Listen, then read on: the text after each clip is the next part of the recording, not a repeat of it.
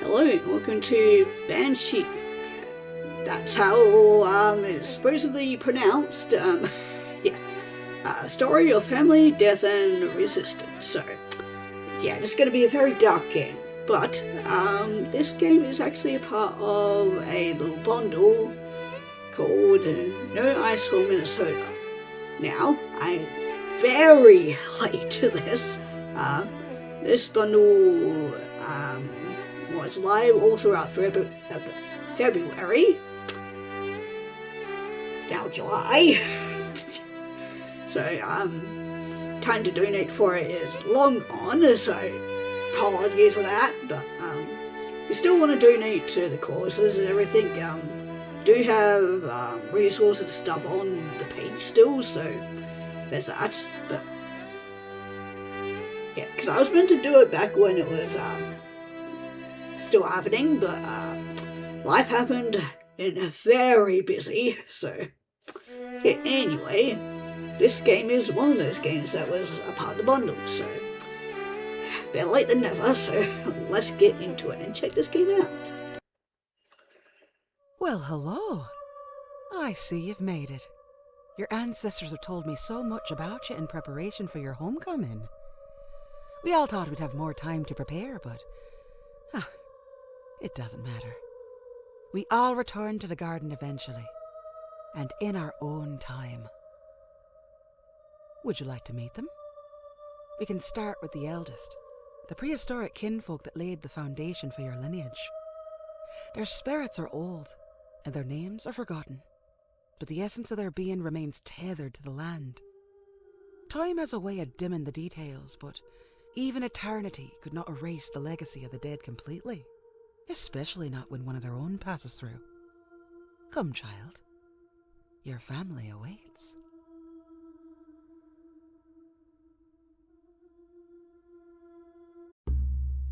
Oh, was that what was speaking to me? That Mr.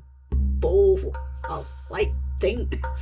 Anyway, glad there is voice acting, because that means I don't have to talk. But as you guys can probably tell, I sound a lot more better. Yeah, that's because I feel a lot better.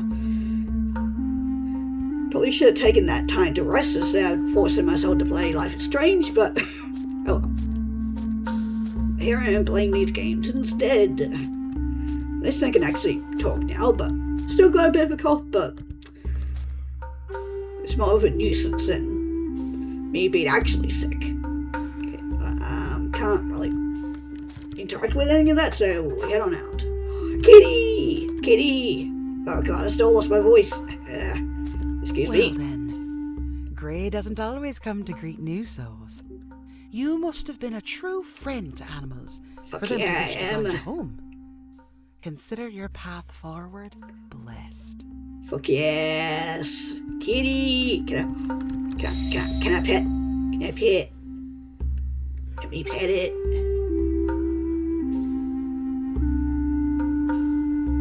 He's so cute. I love him. He's so cute. I love you. Oh, you're so adorable.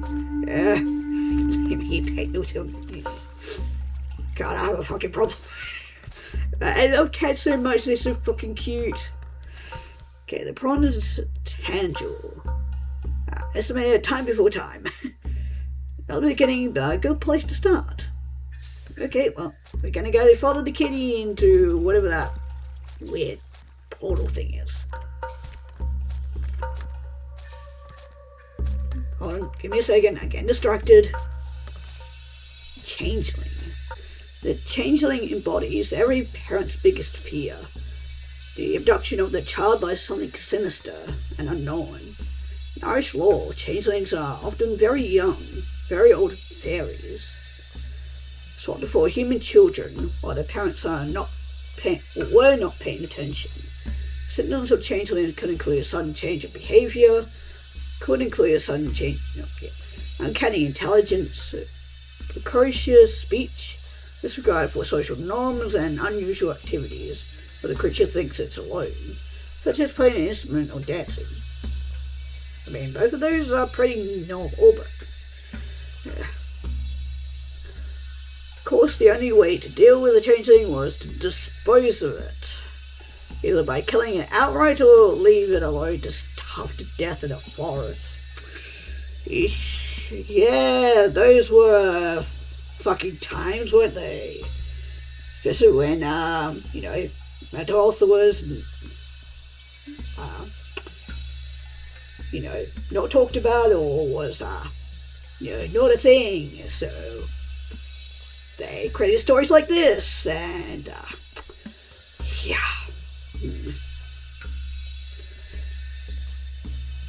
Well, I never liked those, what people did in the past to people like us. It's just, have to learn history if we want to learn from it and not repeat, Oh god, still dying. It's often been posited that children accused of being changelings were exhibiting different learning abilities, chiefly against parental authority or dangerously curious about their culture's taboos. 'Cause yeah, fuck anybody that questions their authorities and questions how fucked up the whole, culture is. But yeah. Was there anything else? There's a candle here. Ooh. Yeah. Okay.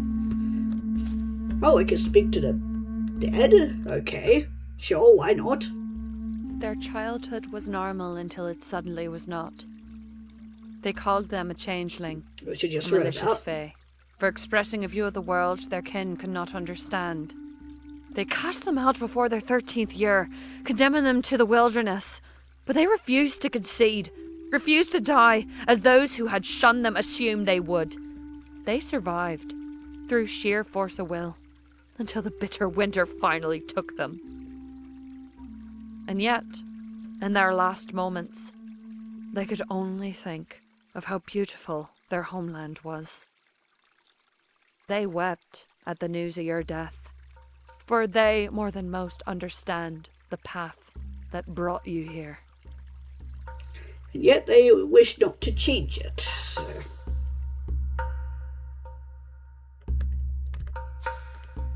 A bid farewell.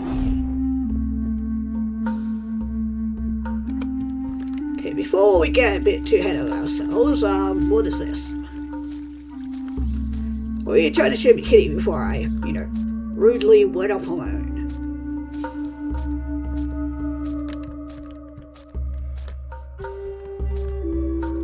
I guess that shows me that. Oh my god, look at you. Oh, that was a big stretch. That was a big stretch. Oh, you're so cute.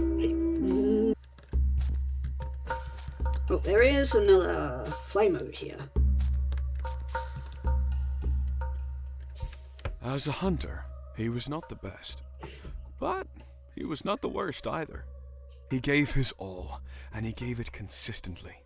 To the hunt, to the kill, to the final act of delivering the meat for others to make into a meal. For him, it was not about the taking of life, but giving life to others. Existence was an intimate thing to be met with joy and bare hands. And when he died in the forest, he went down singing. Your spirit, he told me, sings much the same. Ken sounded like he died way too young. Okay, bid farewell. Still very pretty though.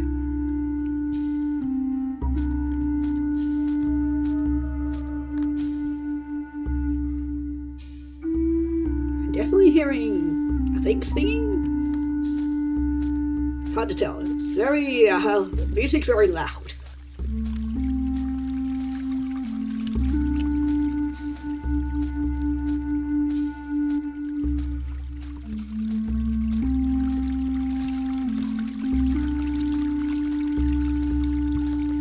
Oh, this is something.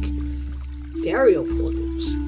Ireland is known for many things, one of which are the burial mounds. harkening back to prehistory, times of the Celtic paganism.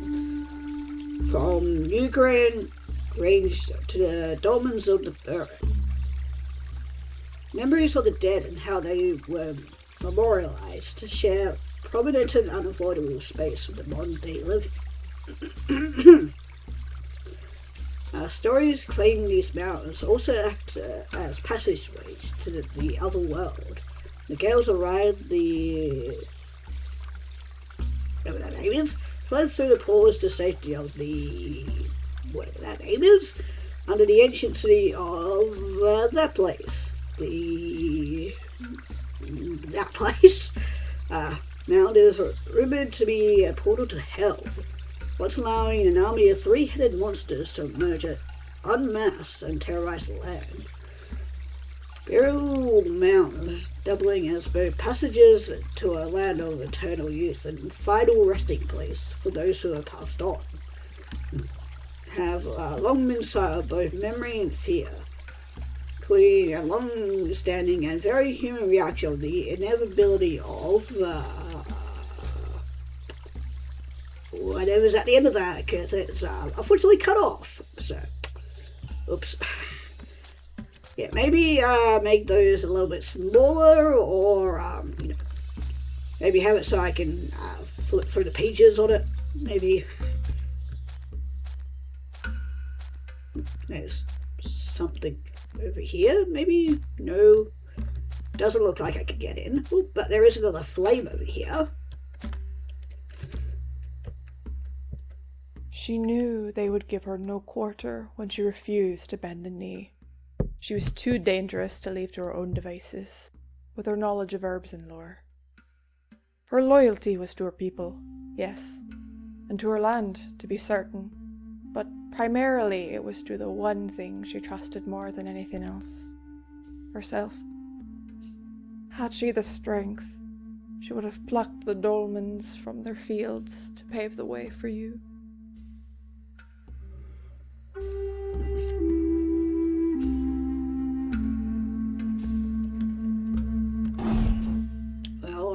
Goodbye, I guess.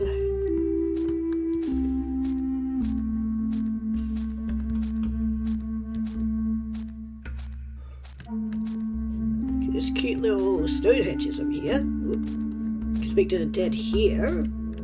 Oh, this one's got a fancy fire pit instead of a candle. He chose the stone that would be his companion in death.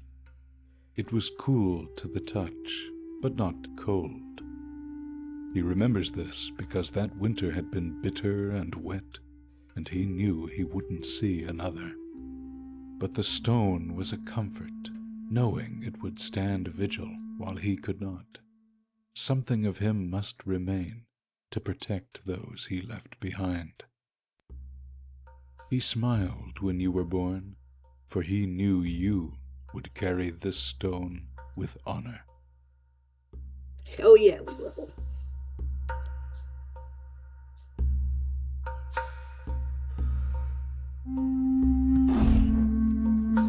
And farewell to you too. There's also a second one here too. She gave most of her life to others, in spirit and body. Though some of her children lived, most did not. And she buried them with her own two hands under the same stars beneath which they were born. The world wanted to dull her spirit against the grindstone of tragedy, but while her gods may have been uncaring, she refused to follow suit. Her response to the pain was always simply to love harder. In you, she saw a future for all her kin. Man, that's depressing. Yeah, that's definitely not a great life to live if you're outliving your own children. Yeah, not great.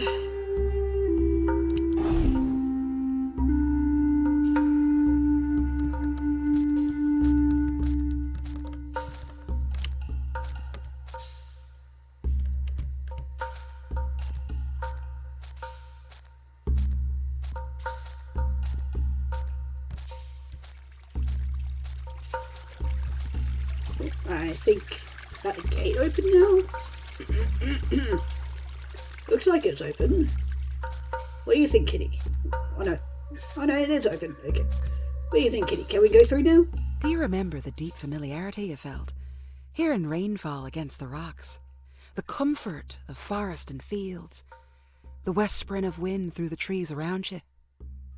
That tug on your soul reaches back through the ages. It is ancient, and it was born in this place. Every moment of your life, this was with you, a part of you. And that part of you has always known that this is where you came from. The gate is open. There's so much more for you to see. Step through. I'd ask if the kitty could come with me too. Oh, big stretch. I guess you got probably more spirits to help out, which in that case, goodbye, kitty. And doing a good job here. Bye-bye.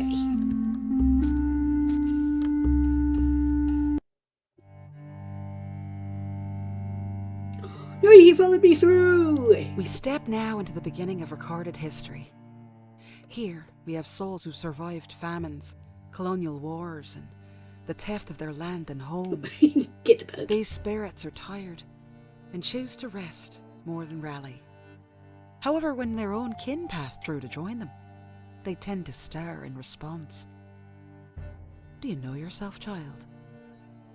Or were you still in the process of figuring it out? Either way, those you meet here in Death's Garden are here for a reason, and the ideals they hold dear might feel familiar to your own. Perhaps the souls of your past can help you understand your present. Yeah, I hope so too. But, yeah. It just depends on if some people will allow me to be myself, you know. Hello, kitty. Yeah, it's all very cool and everything that I want to try and find myself and find my own path and everything. It's just like... It depends on, yeah, if I'm allowed to do any of that. Where are you taking me?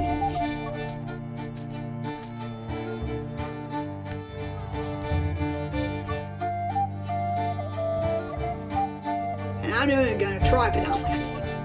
But most of these names, yeah, I'm gonna absolutely butcher them.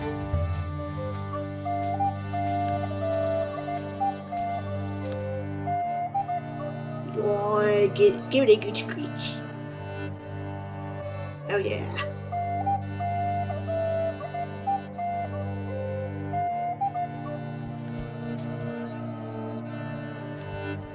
You good, kitty? Can I leave you be for a moment? I guess so. Okay, well, I'll be back in a moment.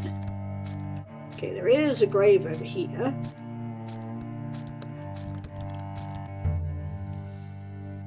During the Great Famine, it was not enough for landlords to evict poor families into the bitter Irish winters.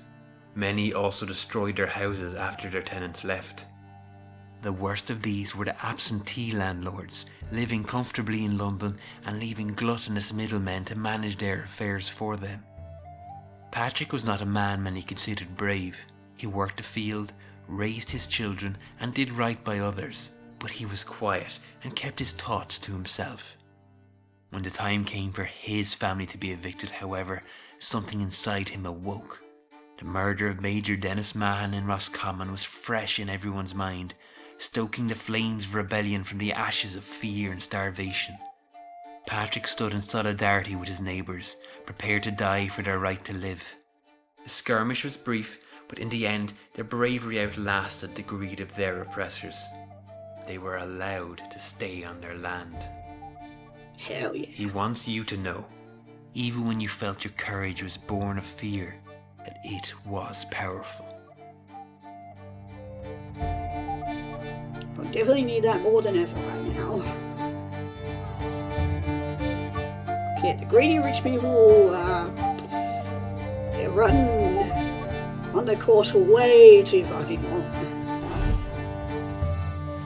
And And unfortunately, us poor people and people of middle classes have been left to rot, kind of thing. Not rot, I should say left to suffer. That's what I should mean. We got another note here. Hungry parasitic fae, how would pronounce that, also known as the joint eater or just haver, is a wretched creature known for stealing food directly from the mouths of its victim. Disguises itself as a newt in order to creep its way into unsuspecting victims' mouth, as they sleep unawares by a stream or body of water. Once embedded, it will devour half of anything its host eats, rendering them sick, underweight, and doomed to a slow death of whatever that was. It may be possible to lure it out by consuming a large quantity of salted meat, spreading in the creature an intense thirst that sends it out of the host in search of water. It's also possible to construct a fan to sit upon the stomach of the victim, lure the newt out with the food dangled just beyond the mouth. The wriggles free. The victim can then close the mouth and escape, can then turn a freeloader off, and leaving it to river, hungry and alone, along the shore. And that's kind of creepy. Like the whole thing where spiders could crawl into your mouth and stuff. They were always just, don't like the thought of that. Or anything crawling into my mouth.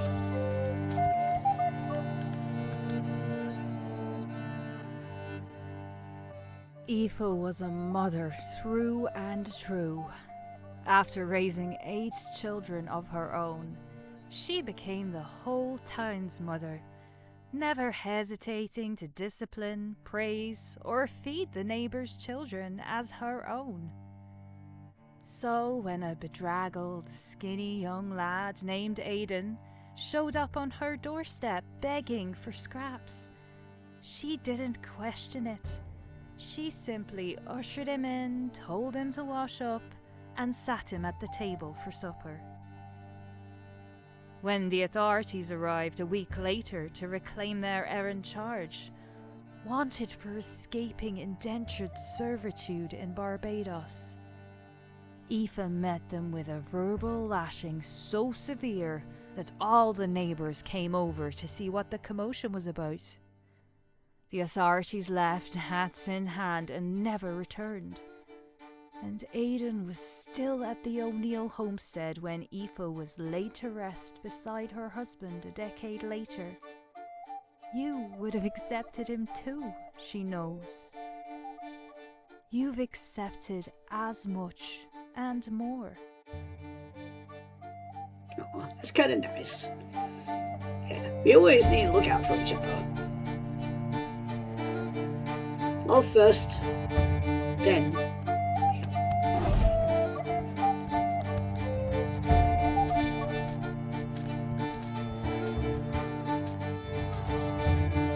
Nothing I see a flame over here.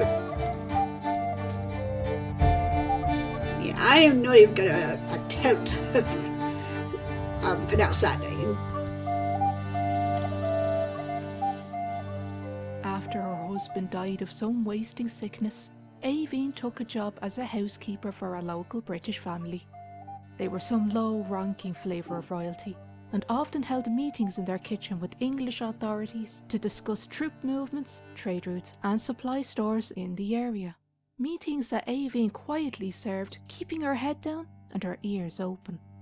After the Battle of Yellowford injected a new thirst for rebellion into the countryside, Aoibhinn watched as her Royal English family grew concerned, wary, and eventually scared. On the day the villagers' defiance finally turned violent, the royals went for their guns, only to find them and Aoibhinn as scarce as their chance of escape. She did not revel in the slaughter, but she did not lose any sleep over it either. Whether the best or the worst of us, fate comes for us all. You always gotta watch out for the quiet ones.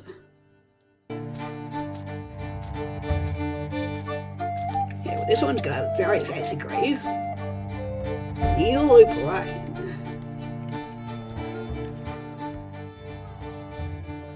Life in County Armagh was hard for young girls.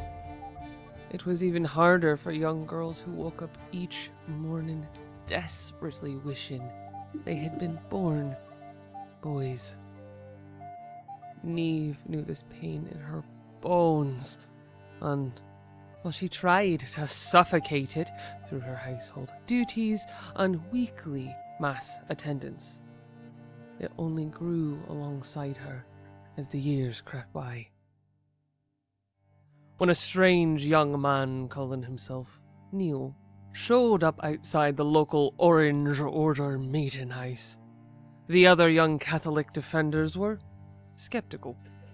He was too small, too short, and it was clear that he was untested. Then Neil, with a curse that would make a nun blush, threw the first stone at the exiting Orange men. The others quickly followed suit, casting a hail of projectiles down on the heads of the hated Unionists. Neil immediately became one of the boys. No one questioned his courage again, and his heart felt complete at last. Oh, how he wishes you could sit together and talk for a while.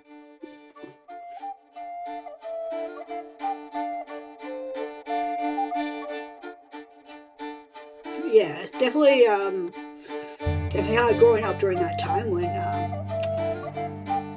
you would get stoned to death for,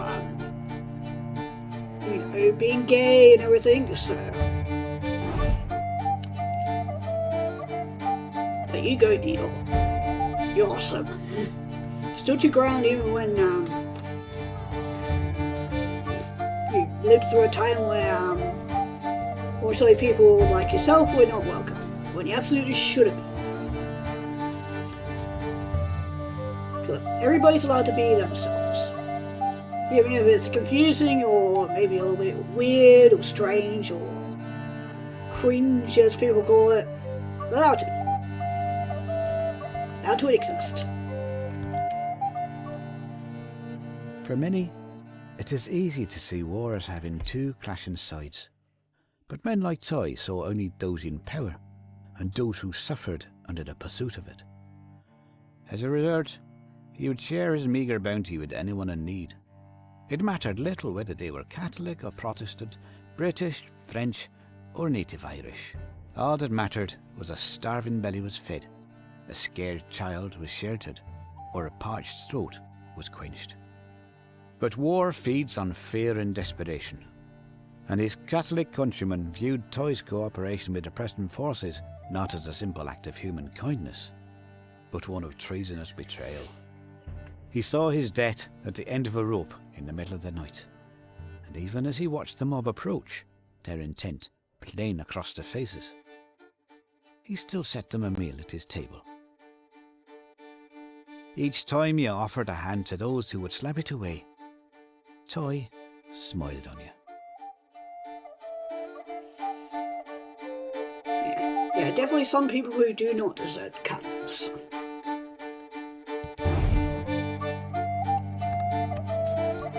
And the gates have now opened. I think there's another note over here. Mero is being with the top half of a beautiful woman and the bottom half of a fish. Similar to Simons and Selkies, they are known for wooing amorous sailors in an attempt to lure them beneath the sea, to live as their enchanted paramours. Conversely, the Mero herself is at risk of capture through the acquisition of a Kachalan, whatever that is, or little magic hood. Excuse me. Once separated from this hood, she may no longer return to the sea, kept forever as a land-bound captive by whoever keeps it in their possession. Some, this arrangement is considered a prison. For others, liberation from a life of boredom. The sea always calls them back, however, so long as they maintain possession of their magic cape or cap. One has to wonder if some of them purposely lose these to avoid having to return home to the world they have tried so hard to leave. That is a good question, but I'm liking how we're kind of learning a little bit of lore and stuff here as well. Kind of cool. Come on, kitty, let's go.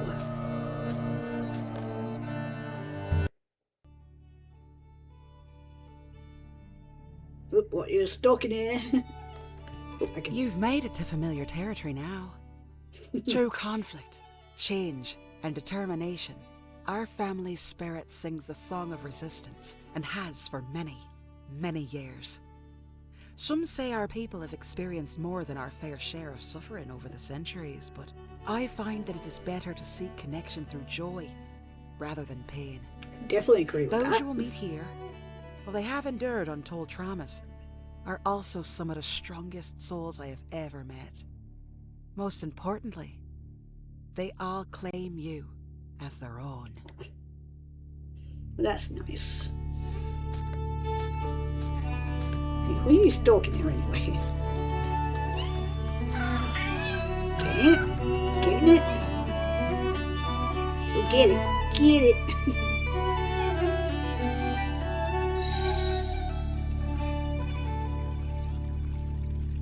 God, you're so cute.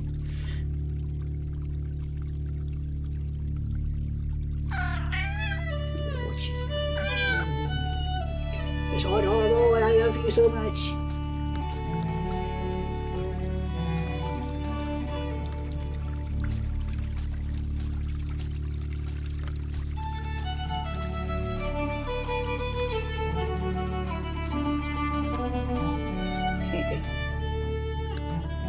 I'm assuming this is maybe the final gate. We'll soon see it.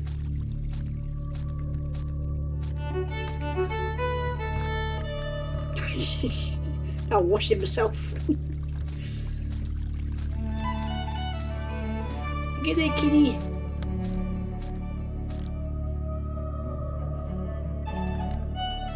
Good old wash.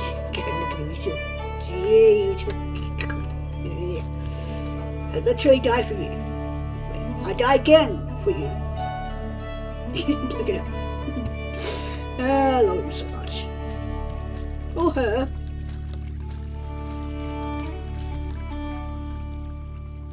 They often felt like they won freedom by the skin of their teeth. What with Lifford separated from occupied land by only a river and a tenuous treaty? Their pub had once been a place for rowdy British soldiers to boast. Now, instead of seeing the black and tans marching down the street to their garrison, they'd receive refugees late in the nights, knocking on their door in hopes of a bed and a meal. They accepted everyone, of course. How could they not, living the way they did? Two unmarried, very close friends. Yeah, friends. Everyone knew, of course, and they were well liked.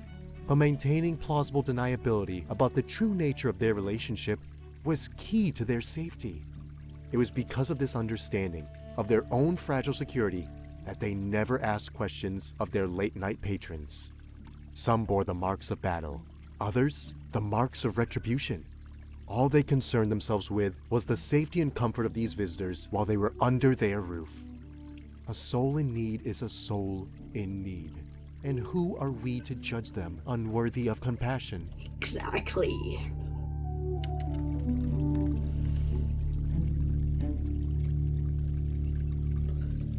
Okay, well, farewell to friends.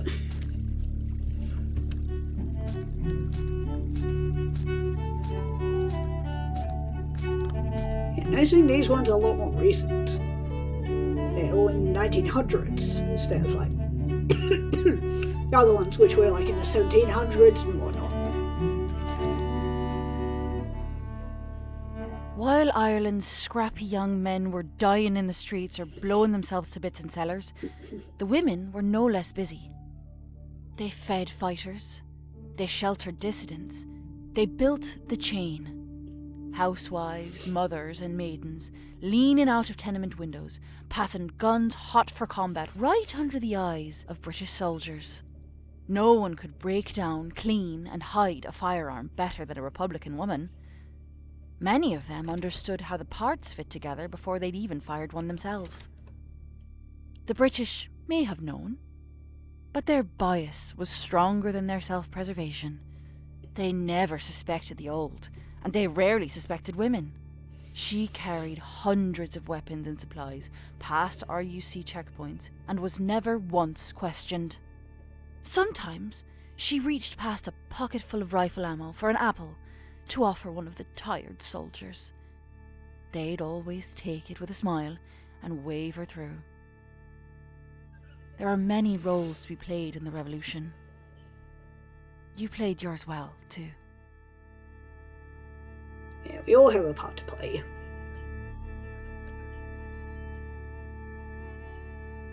Goodbye to you too. I bid you farewell. Okay, looks like we have another note over here. Fear Gorta. Okay, not liking the creepy little noises, but known ominously as the Hungry Man, Fear Gorta is a she of nightmares, directly out of history. He appears as an emaciated human figure, rising from dry patches of fear.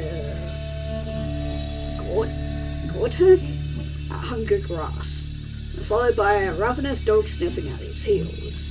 Creature is said to be spawned from the remains of those who died during one of Ireland's many struggles with starvation. Stalks land in search of anything that might save him from encompassing hunger.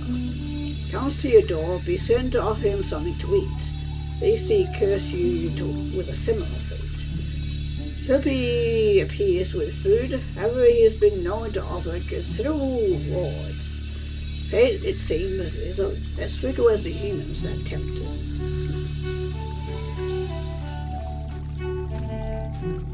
Okay, there is also another dead we can talk to.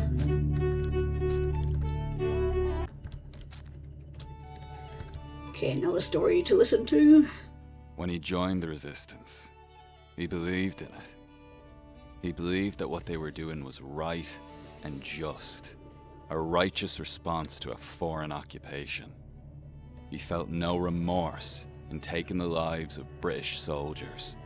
They chose to be there, chose to continue to fight over land that was never theirs to begin with. He saw firsthand the powerlessness of the Irish people under the thumb of the Crown. And if he had to kill to protect them, so be it. When he defected from the IRA, he still believed in the cause. He simply didn't believe in the methods anymore. There were too many civilian deaths being excused as accidents. And those who descended to Parliament suddenly found themselves willing to bargain instead of fight. He couldn't do it anymore. He left, knowing that one doesn't just quit the IRA. When his bullet came, he accepted it. Sometimes loyalty isn't an oath or affiliation. Sometimes it's the hum of your blood in your ears, even when the tune is difficult to hear.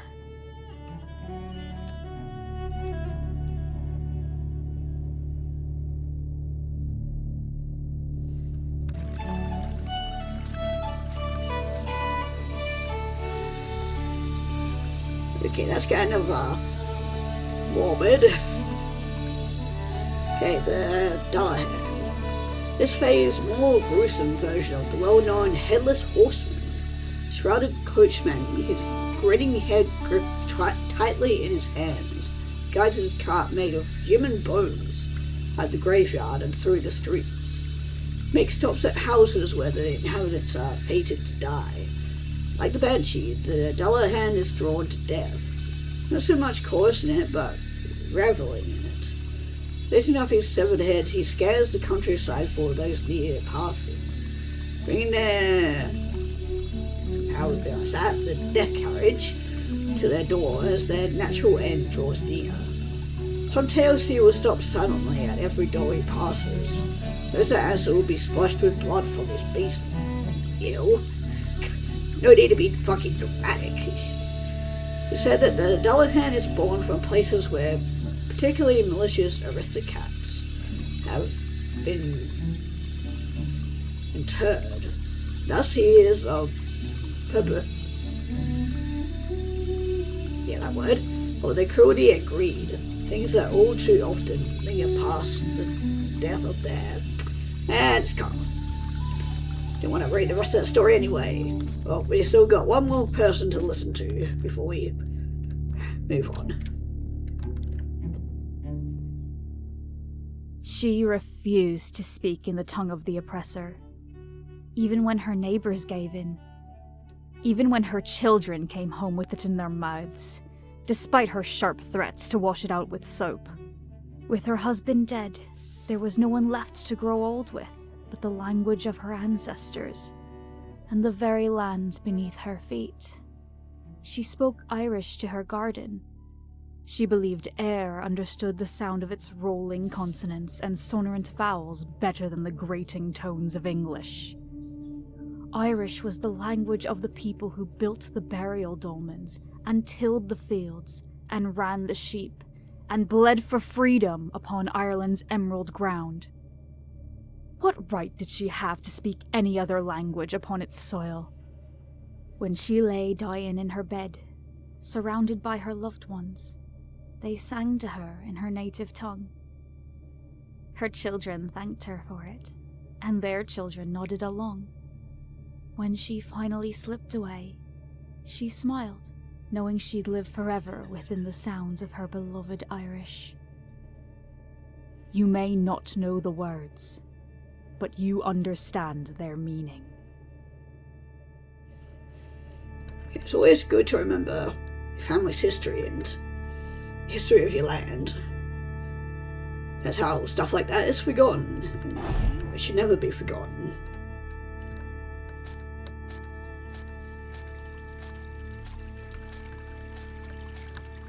We shall now move on, kitty.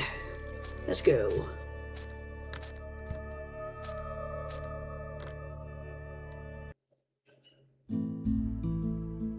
Ooh, this place is pretty. We're almost home now.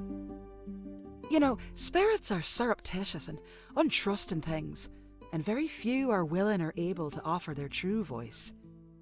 The souls will meet in here, though. No gate in all the afterlives would have kept them from speaking with you directly. These names you'll know very well, for you met them all in life. How are your friends here, you ask? Family is not a binding of blood, but of spirit. Every soul sings a song, and when your soul matches its resonance, you're bound beyond something as mundane as flesh. You're bound at your very essence. This garden is very well kept compared to the others. How you doing, kitty? As cute as ever.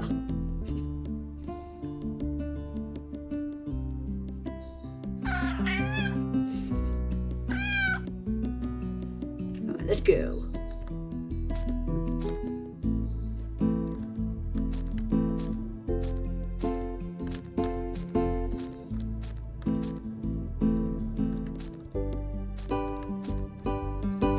And yeah, these ones are really recent.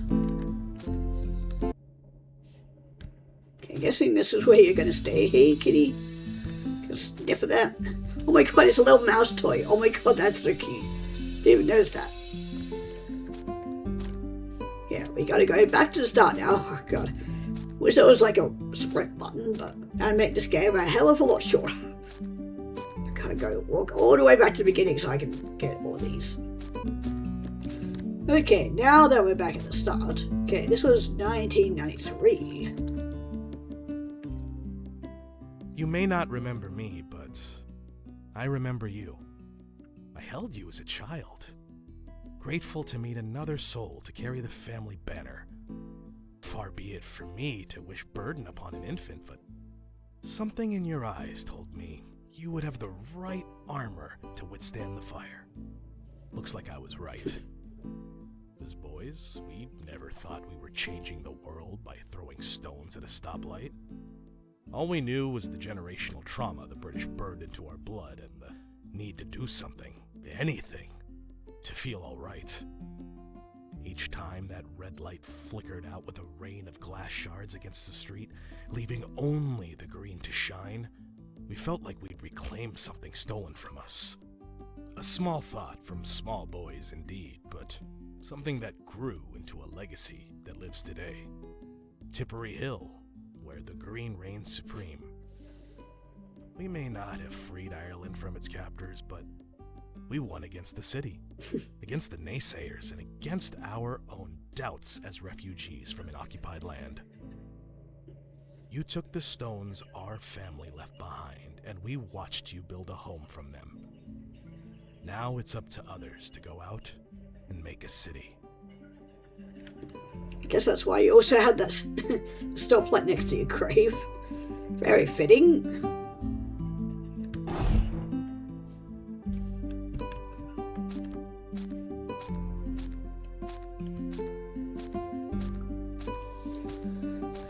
Yeah, then we jump all the way to 2022.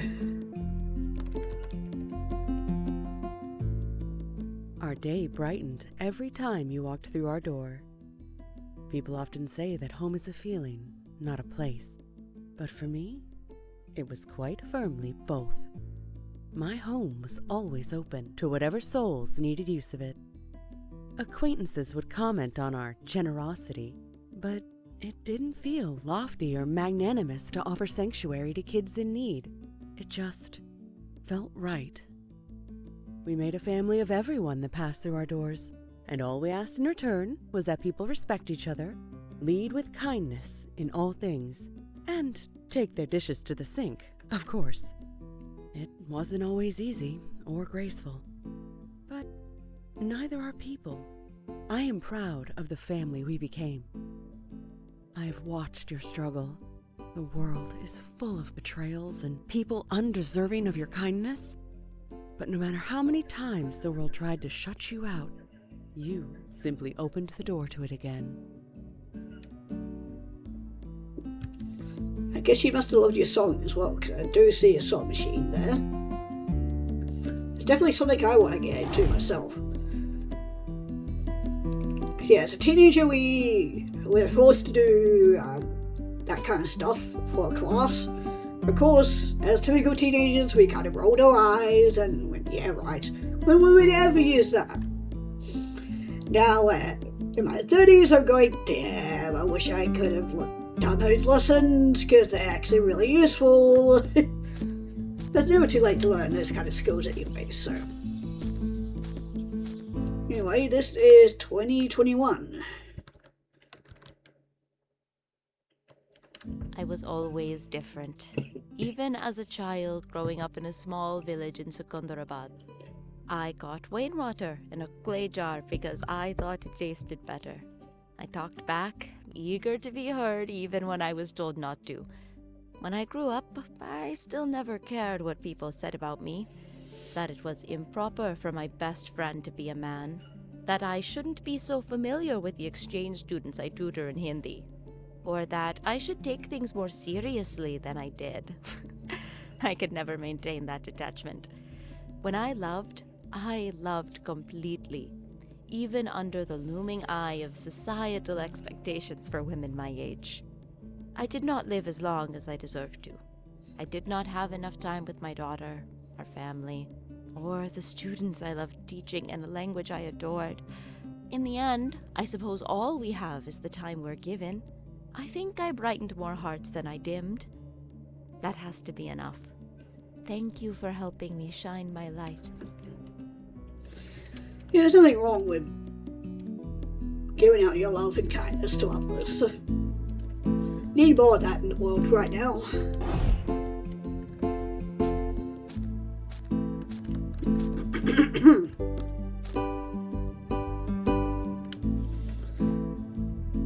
too bad I can't read any of this. Fortunately, yeah, I only know how to speak English, so.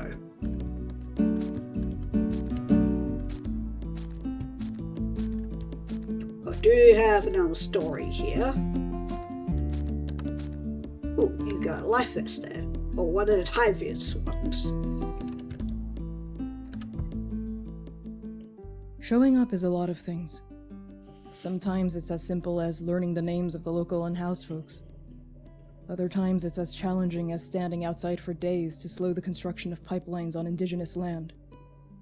It's an entire summer documenting police aggression towards protesters and using those notes to hold them accountable when the cops were the ones committing the crimes. Showing up is rarely fun. It's often because something terrible happened.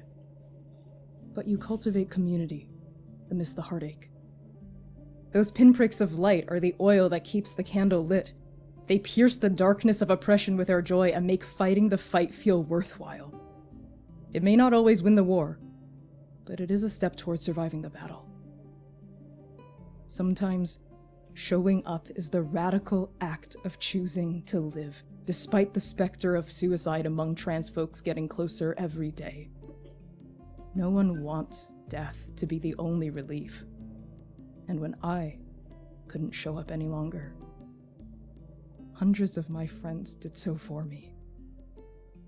It did not undo the choice I made, but it reminded everyone that showing up is always worth it. Even if you're showing up to say goodbye. Absolutely. Always show up, even if it is scary to do so. Because you're not always alone doing it. There are always people backing you up on it, so.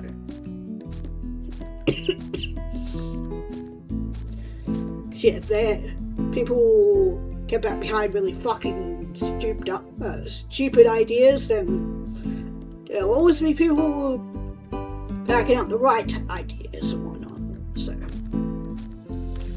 okay, there's this. The Grey Malkin. The cat embodies many things and cultures, but through them all winds a common thread of mistrust.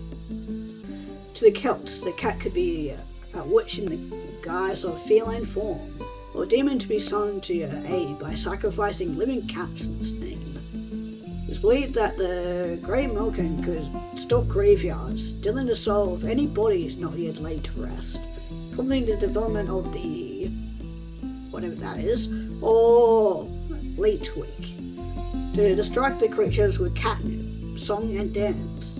Some believe that the cat would bless any house that left out a saucer of milk, curse those that did not. And surprisingly, this often led to cruelty against the animal under the guise of self-defense.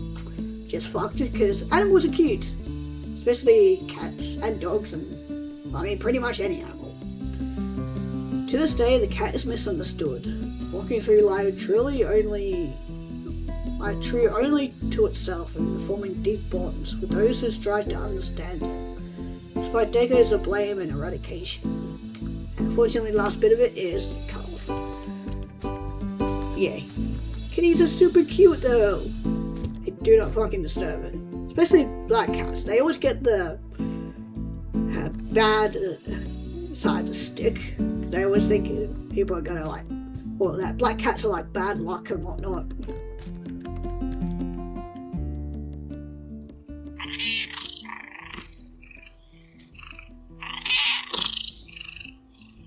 There's nothing to love the cat except for I didn't get to read the rest of that.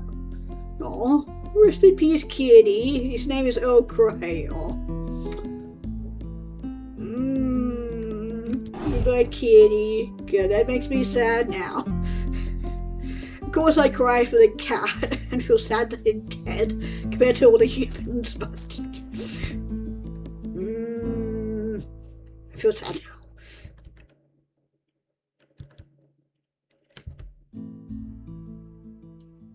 I know I left you in mind before I left you in body, but I never forgot who you were. Memory isn't simply limited to words and recognition. It is a concoction of emotion, experience, the feeling of love, and those who share theirs with you. Oh, it's your favorite chocolate offered by the hands of your husband each day he visits. It's the wagging tail of your dog, who has never once wondered if you know who she is, only why it is you're living so far away now. It's the firm hug from your daughter, born conveniently on Mother's Day back in 1986, allowing you to celebrate 2 life milestones at once. It's all of this, and so much more. Everything that made me who I am, and who you are as an extension of me and the life we shared. No illness, no matter how cruel, can truly steal memory from a body that's known what it is to be loved.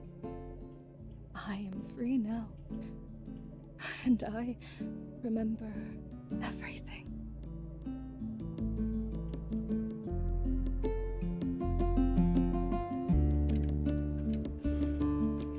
We must bid farewell.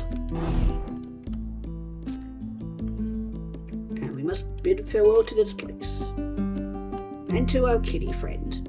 Assuming your name is Earl Grey, which thank you for accompanying me on this journey, little one. Let's go. Before Sakurang. It's almost time now. You have travelled centuries since you've arrived, and met a whole family you'd only previously known in your bones. Do you know who you are now, little spirit? Have you made peace with the legacy you leave behind?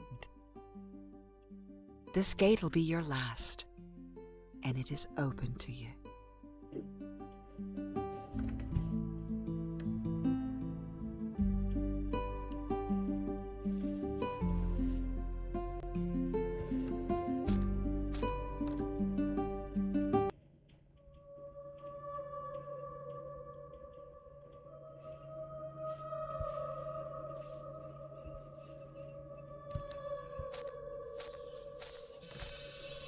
Banshee. One of the most misunderstood of these, the very woman of the mound, also known as the Banshee, is nothing more than another lowly mourner.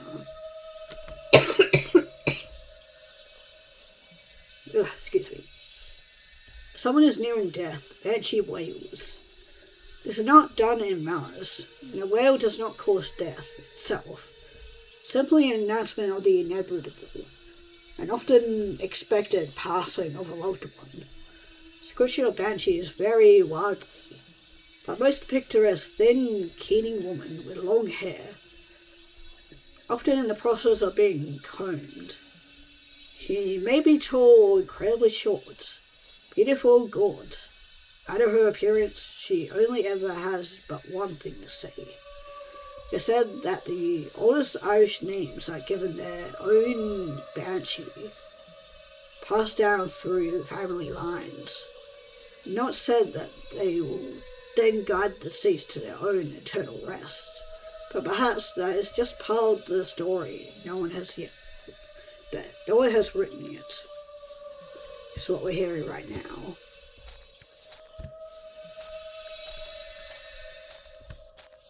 Okay, I'll follow you.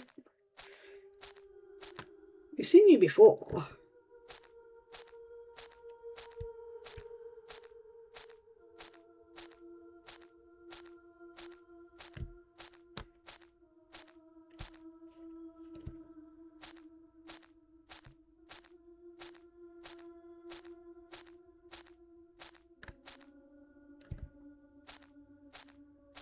I was not expecting there to actually be something here. Expecting like another gate that we'd walk into.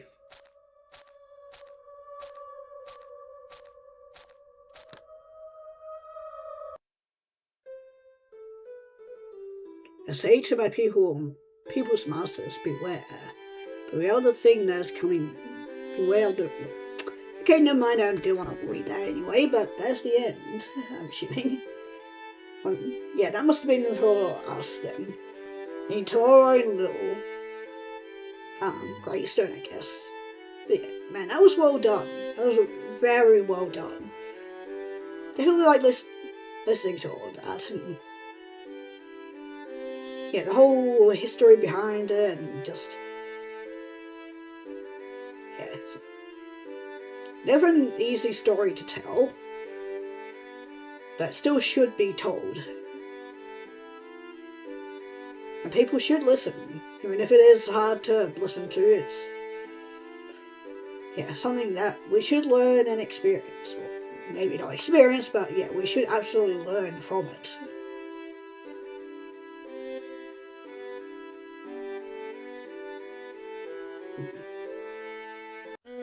Nice. Yeah, that was Banshee. Man, that was incredible.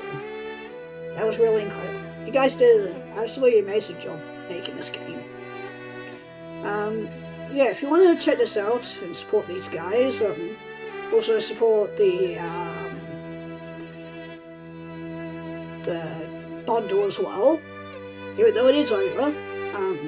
All the links will be down in the description below, and yeah, I'll leave it off here.